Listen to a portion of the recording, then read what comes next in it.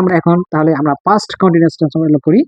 Past past continuous continuous past continuous continuous জানি চলমান, past মানে অতীত, অতীতকালে কোনো কাজ চলমান ছিল, এরকম কাজগুলো যখন আমরা বর্ণনা করতে যাই, বলতে যাই, শিখতে যাই, তখন আমরা এই স্ট্রাকচার ব্যবহার। স্ট্রাকচারটা কি আগের মধ্যে সেম, সাবজেক্ট তো দিতে হবে, সাবজেক্ট ছাড়া কোনো সেন্টেন্স তৈরি করা যায় না।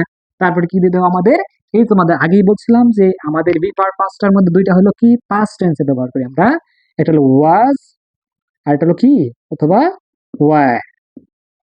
প্লাস আমাদের কি করতে, মূল ভার্ব দিতে হবে।